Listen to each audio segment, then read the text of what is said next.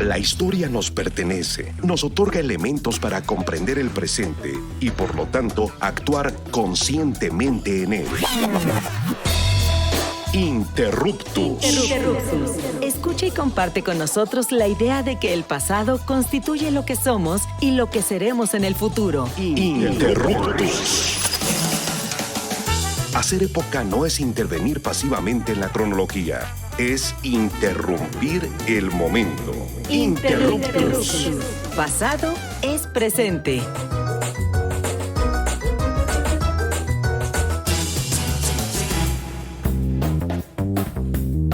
Hola, ¿qué tal? Les damos la bienvenida a Interruptus, Pasado es Presente, un programa de divulgación y reflexión sobre la historia. Yo soy Misael Chaboya y bueno, estoy muy feliz porque el día de hoy, como siempre, vamos a reflexionar sobre el pasado y el presente, pues vamos a conversar sobre historia y antropología, porque pues a mí me parece que también salirnos un poco de nuestro panorama y salir a su vez de nuestra burbuja de la historia siempre nos hace mucho bien. Así que pues primero quiero saludar a Augusto Mote, que ya está por acá. ¿Cómo estás? Hola Misael, ¿cómo estás? Yo ando muy bien, muy feliz de una nueva emisión de Interruptus Pasado es Presente y saludando sobre todo a la distancia a Carla, que hoy no nos va a poder acompañar. Sí, exactamente. Bueno, pues ojalá pueda estar con nosotros pronto y le mandamos un saludazo. Y hoy vamos a estar conversando con un querido amigo y colega. Platicábamos un poquito afuera del aire que hacía más de una década que no nos encontrábamos, pero pues ya estamos aquí. Él es Domingo España Soto y quiero hablarles de él. Él es egresado de la Facultad de Filosofía y Letras de la UNAM, donde estudió la licenciatura en Historia y la maestría en Historia del Arte,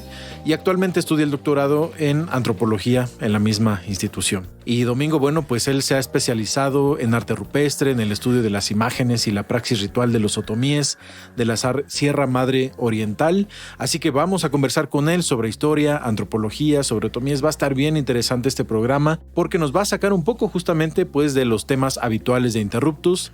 Así que Domingo, pues bienvenido a Interruptus Radio y a los micrófonos del IMER. ¿Cómo estás? Muy bien, buenas tardes, buenos días a todos, ¿no? A los que nos escuchan. Y bueno, Misael, Augusto, pues muchas gracias por la invitación, igual también por el espacio a Radio IMER, ¿no?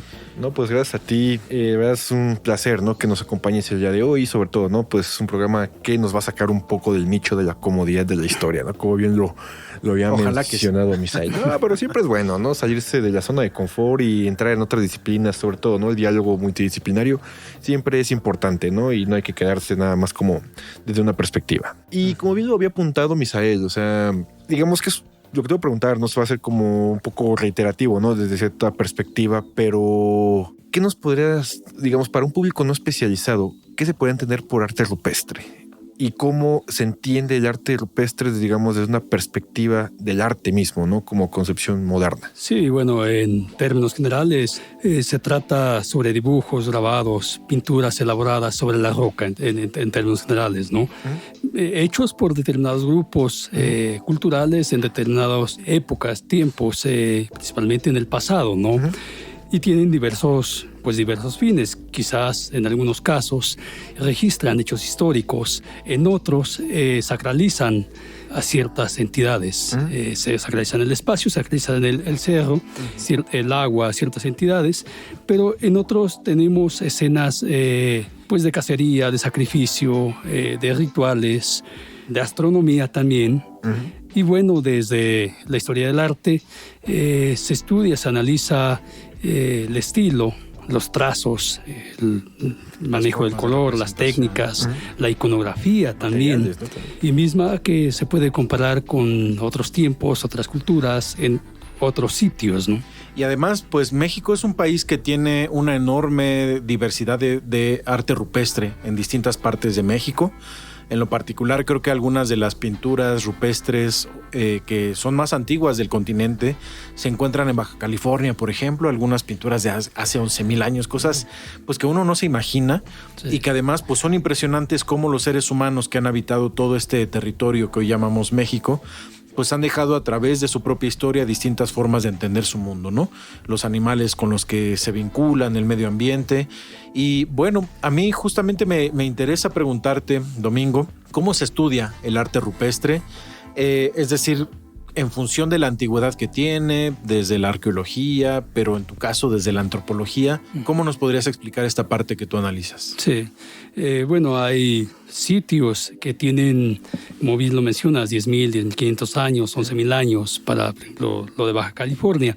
En Europa, con Chauvet, con Lascaux, hay cosas de 20.000, 30.000 años de antigüedad, ¿no? Y bueno, por lo general se tiene esa idea, que el arte rupestre tiene miles de años, ¿no? Pero no es así. Hay arte rupestre o hay sitios que son más recientes. Por ejemplo, en el caso mío, que es el arte rupestre otomí, principalmente en el Valle del Mezquital y la Sierra Madre Oriental, en la parte de las estribaciones, entre el Valle de Tulancingo, la Barranca, antes de entrar a la plena sierra.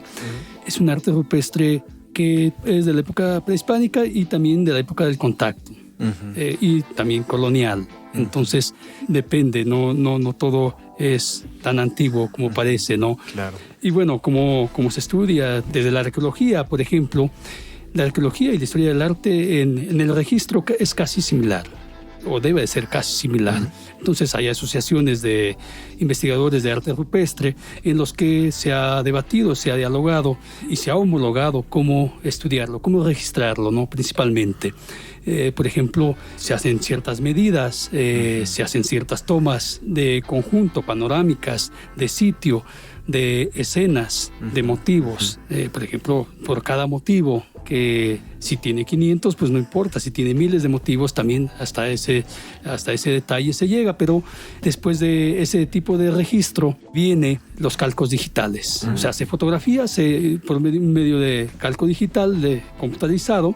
No se toca la pared, sino que se dibuja sobre la fotografía. Después se clasifican, se identifica estilos, varias cosas, y se empiezan a hacer las interpretaciones. Eso es casi normal entre arqueólogos e historiadores del arte. Pero, por ejemplo, los arqueólogos a veces complementan sus estudios con dataciones, con excavaciones asociadas. Claro, no tiene que ver la excavación, lo que esté abajo en la excavación, con lo que esté arriba en la pared rocosa, ¿no? A veces son fechas diferentes. Pero también él usa a veces el análisis del paisaje. En el caso de la historia del arte es un poco diferente. Se enfoca uno más en el estilo, en los trazos, en la línea, en el color, en la iconografía. Y bueno, ahí también hay otro elemento, otro recurso literario que en la historia del arte se usa, que se llama la éfrasis, la descripción literaria, textual, que genera por medio del texto una imagen. Reproduce las imágenes que están en la pared, ¿no?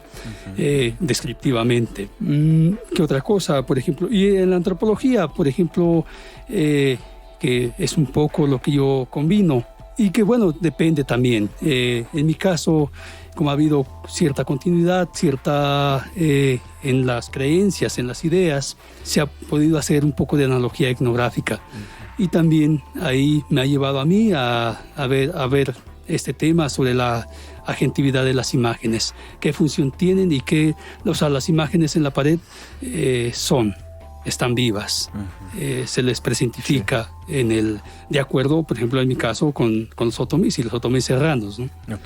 Sin embargo, en el sitio que estoy, ya no viven otomíes, ¿no? Lo que hablaremos más adelante, donde sí habitan todavía, ¿no? A mí me parece muy interesante la manera, ¿no?, en la que hablas del cruce de diferentes disciplinas. O sea, nos hablas de las pinturas rupestres como una forma no solamente de entender la naturaleza, sino también como el registro de prácticas de la vida cotidiana, digamos, de sociedades humanas que vivieron más de, no sé, 30.000, 10.000, 11.000 años, ¿no? Como lo comentábamos ahorita. Y en tu caso, pues también, ¿no? Para todos aquellos que nos están escuchando, pues quisiera que nos hablaras un poco, pues, sobre las características, ¿no? Geográficas, culturales de la región otomí que estás estudiando y cómo esto se ve representado en las pinturas rupestres. Sí. Y bueno, aquí quizás quisiera aclarar que tuve la oportunidad de trabajar con algunos compañeros y con la doctora María Arete Eres de Estéticas de la UNAM, y ella trabaja, igual hemos trabajado el Valle del Mezquital, ¿no? Y bueno, en el Valle del Mezquital, como les mencionaba, hay elementos o hay sitios con elementos de la época del contacto, prehispánicos, de la época del contacto y colonial. Y eso me permitió acercarme al sitio de la Sierra Madre Oriental, en donde es prehispánico, pero identificar que corresponde al mismo estilo, que es pintura de color blanco. con emplaste, ¿no? Y motivos iconográficos similares, ¿no? Ok, yo te voy a hacer una pregunta que es bien compleja. Ya tenemos unos pocos minutos, así que te pido que la dividamos en dos, ¿no? Mucho de esta zona en la que tú trabajas y de la representación de, pues, las formas de representación de los otomíes en esta región, pues tiene que ver como todas las expresiones humanas, culturales, con el paisaje, con la construcción de la memoria, con la identidad cultural que finalmente es el arte rupestre, pues finalmente es un reflejo de lo que están representando los seres humanos que habitan en esta región, ¿no? Platícanos un poquito primero qué pasa. ¿Hay alguna asociación entre los otomíes con los que tú has trabajado y el paisaje con el que viven y la representación que hay en el arte rupestre, y además de lo que vamos a hablar un poquito más adelante con el papel recortado o el famoso papel amate de los otomíes? Sí, por ejemplo, en el sitio que más he trabajado está localizado en el municipio de Agua Blanca de Iturbide, en las estribaciones en la entrada a la sierra. Y por ejemplo, en ese sitio tiene elementos astronómicos. Y bueno, esos también dentro de la interdisciplina me ha ayudado Daniel Flores del Instituto de Astronomía. Tiene una escena de fuego nuevo y unas cuentas. Y sucede que esos antiguos otomíes sacralizaron el paisaje. Sus ancestros estaban en esa región. En las estribaciones es afluente del río. Pasa ahí un río que se llama Camarones y el otro que se llama de Apulco el Viejo o Agua Blanca. Y es afluente del río Grande de Tulancingo que va a dar a la Vega de Mestitlán. Ok, bueno, es una zona bien interesante, como dices, es la entrada a la Sierra Madre Oriental. De eso nos vas a platicar ahorita que regresemos del corte. Queremos recordarles, amigas y amigos, que estamos conversando con el historiador Domingo España sobre el arte rupestre otomí. Así que no se vayan, regresamos en unos minutos. Recuerden que nos pueden seguir escribiendo en nuestras redes sociales de Interruptus, en las redes sociales también de Radio Ciudadana, y recuerden que pueden escuchar todos nuestros programas en imer.mx/programas. No se vayan.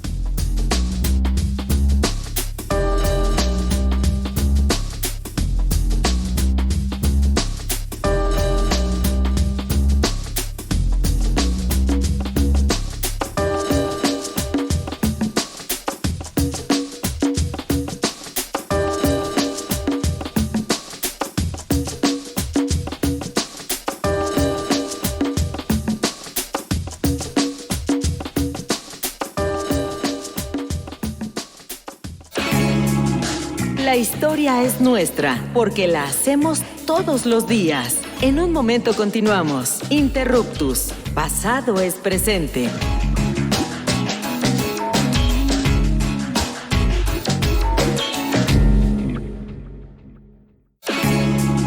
No somos los mejores del mundo, pero sí los mejores del rumbo. Continuamos en Interruptus. Conocimiento histórico para que no te tuerza la policía intelectual.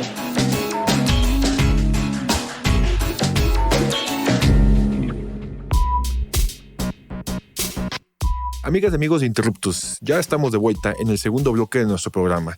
Estamos conversando con el historiador de arte Domingo España Soto sobre el arte rupestre otomí. Y pues retomando, ¿no?, un poco de la conversación de lo que anterior, pues síguenos platicando, Domingo, sobre esta idea, ¿no?, que teníamos sobre las representaciones, ¿no?, a través de la cuestión astronómica, ¿no?, del arte rupestre. Sí, bueno, ahí es un sitio que tiene ciertas representaciones, por ejemplo, una escena del Fuego Nuevo, que se realizaba cada 52 años, y ciertas constelaciones, y un numeral también.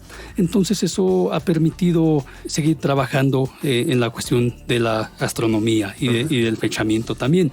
Pero bueno, ese sitio con esos elementos nos hace ver que era muy importante astronómicamente para los otomíes del antiguo señorío de Tutotepec, que está enclavado en la Sierra Madre Oriental. Y bueno, ¿es el estado de Hidalgo más o menos? ¿Mandé? ¿Es el estado de Hidalgo más o menos? Ese es el estado de Hidalgo. Ese antiguo señorío, antes de la llegada de los españoles, claro, abarcaba lo que ahora es el municipio de San Bartolo Tutepec, Tenango de Doria y Huehuetla, y parte de lo que ahora es Agua Blanca de Iturbide. Y bueno, la importancia de ese sitio es que tiene un panorama visual de horizonte que permite ver el movimiento solar del calendario de horizonte, pero también el movimiento celeste en la noche, ¿no? El clima también, que no es de tanta nube, no es de tanta lluvia como lo es en la sierra.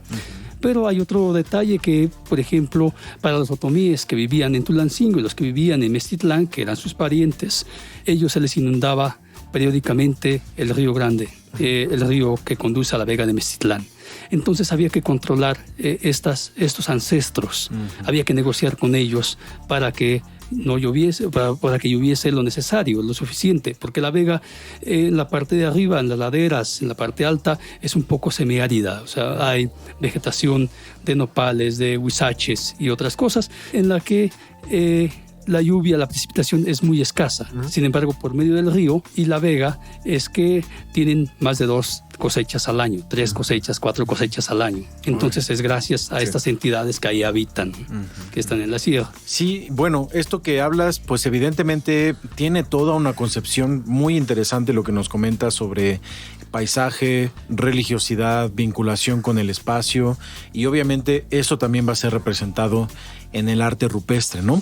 Pero a mí me gustaría preguntarte, para pasar un poco más adelante, ¿cómo es que estas ideas de la época prehispánica y la época del contacto con los españoles, las primeras quizá décadas o ya la época colonial, cómo es que se da esta continuación de la utilización de estos espacios y además cómo aparece la otra representación artística emblemática de los otomíes, que son las figuras de papel?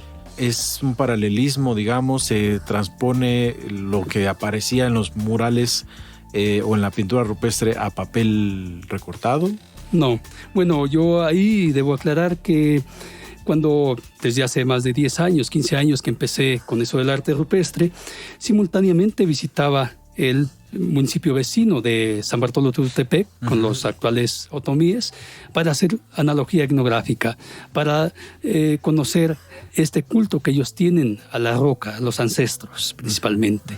Y entonces eso me llevó a trabajar ahora con ellos, y debo aclarar aquí que ahora he dejado un poco de lado el arte rupestre. El arte rupestre está afuera, en un lugar en Agua Blanca, en un lugar donde ellos ya no habitan, pero ahora con ellos trabajo un poco diferente. Estoy también ayudándolos a cuidar a sus sitios sagrados, y entonces por eso de ellos no trato, no trabajo, no hablo sobre ellos, pero sí sobre sus costumbres, sus fiestas, sus rituales que se hacen en la comunidad y en sus altares domésticos, en los que conviven sus santos y sus antiguas. Sus antiguas, lo dirían quizás los historiadores, los arqueólogos, los museógrafos, son piezas arqueológicas.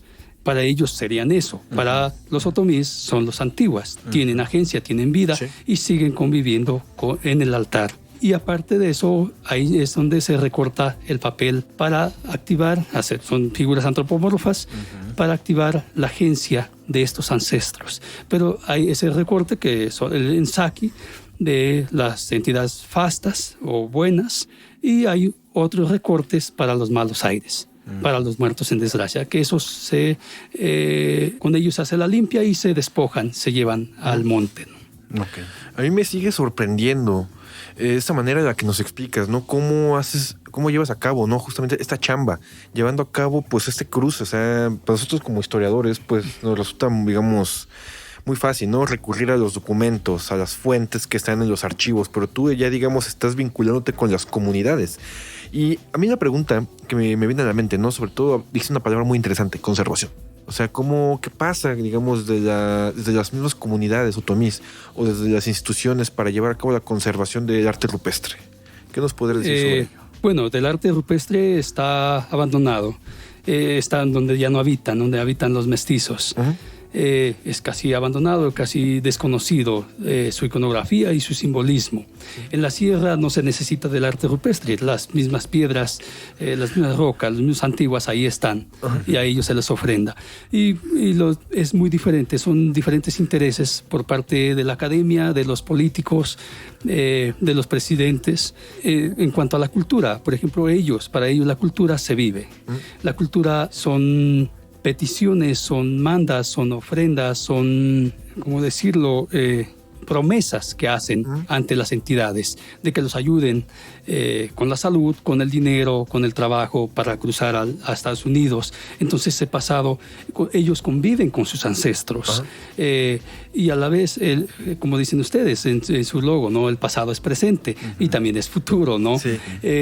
Mientras que, por ejemplo, las autoridades se apropian a veces de la cultura y ellos quieren mercantilizar, comercializar, disneyficar, catrinizar, hollywoodizar la cultura, porque es diferente. Para ellos no es totalmente diferente. Yo justamente sobre eso me permite entender, por ejemplo, la aparición del tipo de papel picado de los otomíes en el Museo de Antropología, ¿no? Que son, estéticamente son unos pliegos de papel impresionantes con tipos de figuras que finalmente están descontextualizados en el museo. Uno los puede apreciar estéticamente, son muy bellos, incluso puede comprar ahí reproducciones en el mismo Museo de Antropología. Pero ¿qué pasa con, por ejemplo, tu participación desde una etnografía colaborativa? ¿Cómo haces este cruce entre academia y tu propia participación para contribuir a conservar sus propios elementos culturales? Sí, bueno, aquí debo aclarar que, por ejemplo, eso sucede en San Pablito, que comercializó y dio a conocer el papel recortado, el papel amate. Pero en los otros municipios y en la parte de la Huasteca, en la parte sur y en San Bartolo Tutepec, se usa los recortes de papel.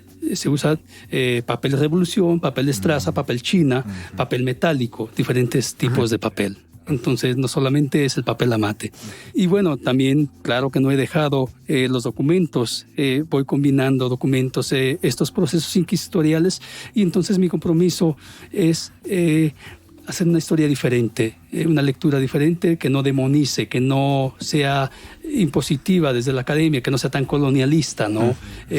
Mostrar otro tipo de tiempos y de historia de acuerdo con su ontología que tienen los propios otomíes. Ahora que llevas ya un rato trabajando ahí, ¿de qué forma tú entiendes que esta conservación y la forma en cómo se comunican con sus ancestros, con estas entidades que ellos consideran que viven, que se comunican permanentemente con ellos, por ejemplo, con problemas de migración, con problemas de cambios acelerados que tienen que ver pues con la misma urbanización, ¿no? Con la migración, con la incorporación de elementos pues que aquí vienen incluso pues de fuera de nuestro país y que están impactando en muchas de las comunidades originarias de nuestro país? Pues los ancestros son bastante activos. Ellos, por ejemplo, se comunican mediante el sueño y mediante el trance. Hay personas que asisten al costumbre y tienen la capacidad, tienen el don de hablar y hablar por las imágenes.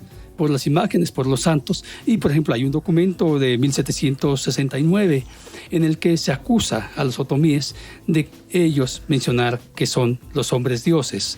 Pero, sin embargo, yo creo que tiene que ver más con esto, con la cuestión del trance, que las entidades se incorporan en los vivos. Ok. Está súper interesante porque entonces es una forma en la que no hay separación temporal quizá, ¿no? Es una permanencia constante. Es muy diferente su concepción del tiempo, del espacio y de la convivencia con los pasados, con los antepasados. Para nosotros es una historia muerta para el mundo occidental, ¿no? Es interesante, ¿no? Justamente este contraste de cómo se concibe la cuestión de la historia, ¿no? O sea, desde una perspectiva que todavía sigue siendo muy vigente, ¿no? Para ciertos grupos sociales de México. Y pues bueno, amigos, desgraciadamente pues hemos llegado al final de esta emisión. Quiero pues agradecer a Domingo por habernos compartido esta charla tan amena y tan interesante sobre el trabajo que ha realizado en los últimos años. Y sobre todo pues este programa, ¿no? O esta emisión que fue pues una misión importante porque nos habla justamente desde cómo abordar un tema desde cuestiones interdisciplinarias. Domingo, pues quisiera nada más que agradecerte y quiero que sepas, ¿no? Que los micrófonos de Interruptus siempre están abiertos para ti. No, pues muchas gracias, al contrario, gracias por el espacio.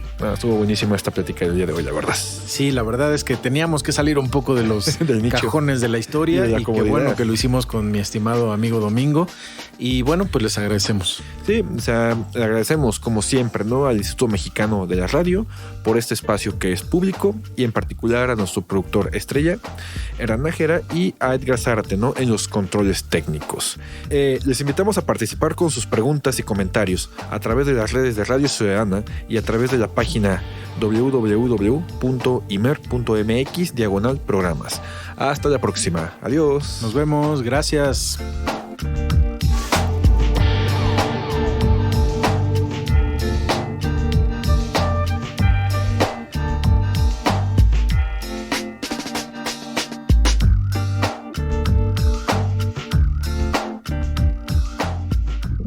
Interruptus.